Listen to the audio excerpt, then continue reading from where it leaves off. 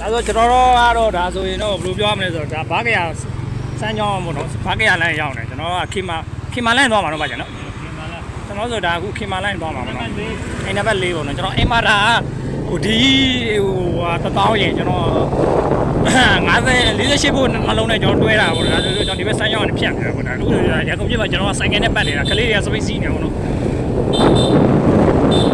တော့တိုင်းကျွန်တော်စကိနဲ့ရန်ကုန်ကစီးဖို့မရဘူးโอเคဒါဆိုတော့ကျွန်တော်စမ်းကြောင်းလမ်းထဲရောက်သွားပြီနော်စမ်းကြောင်းလမ်းပေါ့စမ်းကြောင်းလမ်းကျွန်တော်ကဘေးကဖြတ်မယ်ကျွန်တော်မင်းလမ်းတွေကနေဖြတ်မင်းလမ်းလားမသိဘူးအဲ့ဒါဖြတ်အောင်လားဈေးလေးတစ်ခုတွေ့ရောနော်ကျွန်တော်ကအခုချိန်တော့ EPC က MOE ဘာကြိုင်နေဆို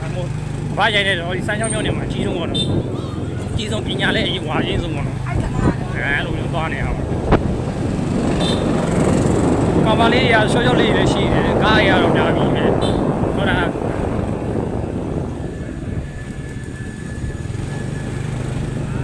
ဘာရဲဝန်ချီမီ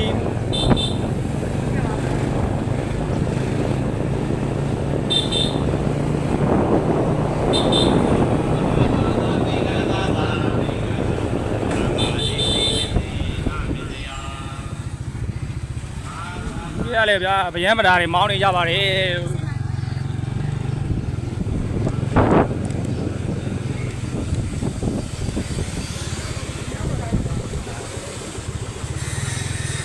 ဟုတ်အားလုံးလို့ပြမင်းတို့လည်းငါနဲ့ပေါင်းနေကြတာ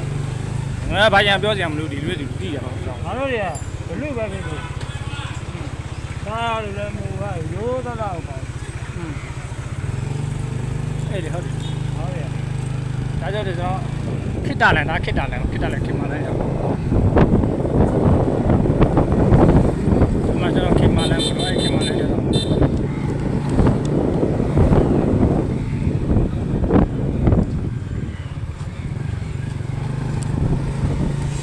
ဒီတိုင်းတော့အချိန်မှဆိုရင်တော့ပဲကျွန်တော်တို့ကရောက်ရှိတော့မှာဖြစ်ပါတယ်ထည့်သွင်းတယ်အဲ့ဒါခုကျွန်တော်ခင်မာလန်ရောက်ပါပြီပေါ့နော်